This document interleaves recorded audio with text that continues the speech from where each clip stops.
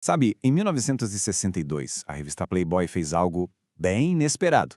Publicou uma entrevista que ia muito além da música. Foi, na verdade, uma verdadeira bomba cultural. Numa conversa totalmente crua, sem filtros, com o escritor Alex Haley, o gênio do jazz Miles Davis simplesmente abriu o jogo sobre a realidade brutal do racismo nos Estados Unidos. E hoje, a gente vai mergulhar fundo nas palavras que chacoalharam uma nação. Presta atenção nessa frase. É impressionante como, com tão poucas palavras, Miles Davis consegue resumir o maior conflito da vida e da carreira dele. A mensagem é clara. Ele não estava ali para entreter, para sorrir e dançar para a plateia. Ele estava ali para criar arte. E essa diferença, para ele, era a raiz de todo o problema. Então, para a gente entender bem o que ele queria dizer com isso, vamos passar por alguns pontos. Primeiro, por que essa entrevista foi um marco tão grande? Depois, essa ideia dele de ser músico e não um entertainer. A gente vai ver como ele dissecou o preconceito do dia a dia, a visão dele que era mais complexa do que só preto e branco, e, claro, a coragem que ele tinha de falar o que pensava, sem medo nenhum. Ok, vamos lá. Essa recusa do Miles em ser um mero entertainer, isso não surgiu do nada, né? Para entender o impacto gigantesco das palavras dele, a gente precisa voltar no tempo, para aquele caldeirão que era o ano de 1962. Pensa bem, publicar uma entrevista assim, com um homem negro expressando raiva, de forma direta, amarga, era um ato radical para a época. A América estava literalmente fervendo. De um lado, tinha essa palavra que soava bonita, integração, quase como uma promessa. Mas do outro lado, a realidade era brutal.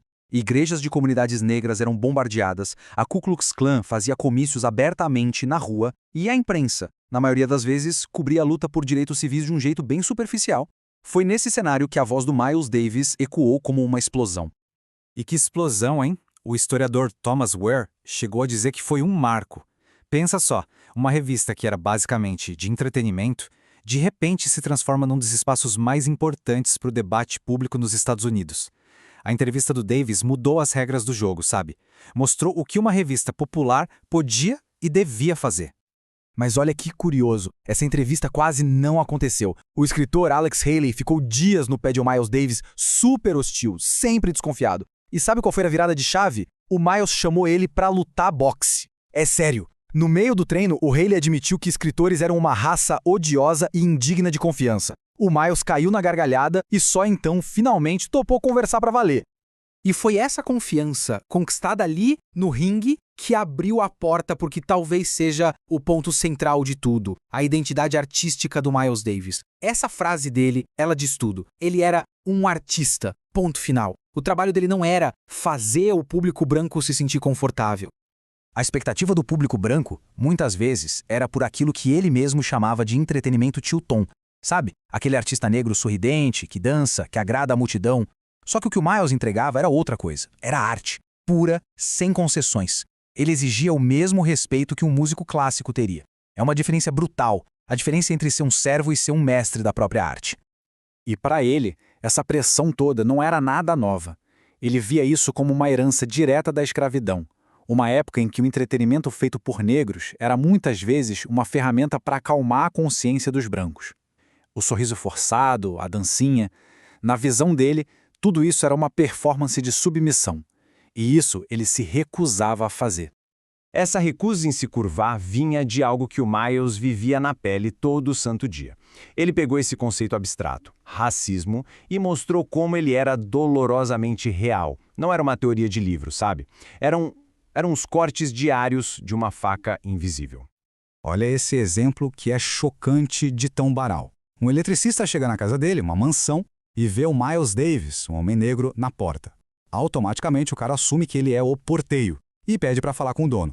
Quando o Miles responde, você está olhando para ele, o homem fica todo sem graça. Era esse tipo de humilhação diária.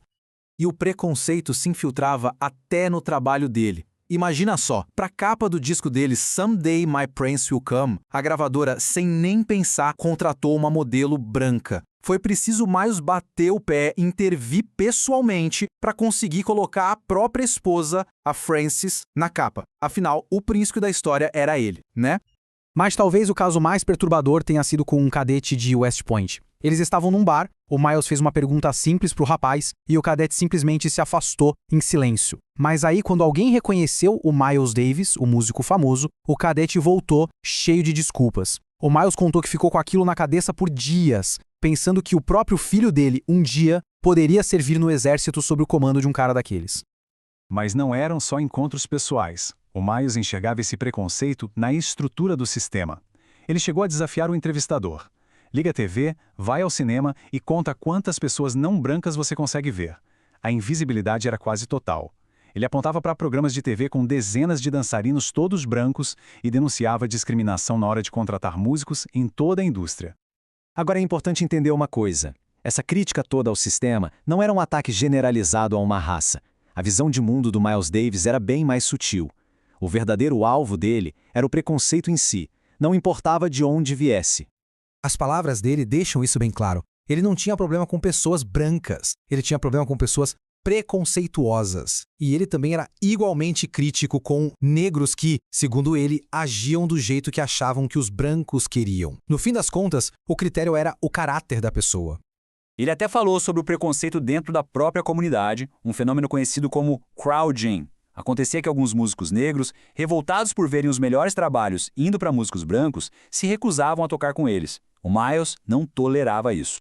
A filosofia dele ficou cristalina quando criticaram por contratar o saxofonista branco Lee Konitz. A resposta foi definitiva, a cara do Miles. Ele disse que se o cara tocasse bem, ele contrataria, e que não dava a mínima se o músico fosse verde e tivesse hálito vermelho. O que importava era o talento. E toda essa coragem de julgar pelo talento e não pela cor vinha de um lugar muito profundo. Não era só uma pose de durão, era sobre ser destemido, era sobre encarar o mundo de frente, sem piscar.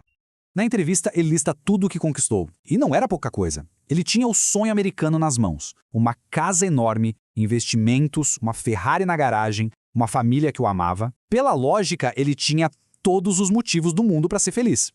E então, ele solta a frase final. É um soco no estômago que resume tudo. Apesar de todo o sucesso, de ter tudo, o peso constante e corrosivo do racismo pairava sobre cada conquista, manchando absolutamente tudo. Ele não descreveu o preconceito como um incômodo ou um obstáculo. Ele descreveu como uma doença interna, uma grande ferida que nunca cicatriza, que fica ali comendo dentro da sua barriga. É uma metáfora muito visceral para o custo psicológico de viver com o racismo todos os dias. As palavras do Miles Davis foram ditas há mais de 60 anos, num mundo que, em muitos aspectos, parece bem diferente. Mas aquela ferida da qual ele falou, a frustração, a raiva, quanto disso realmente desapareceu? A questão, dolorosamente, continua no ar.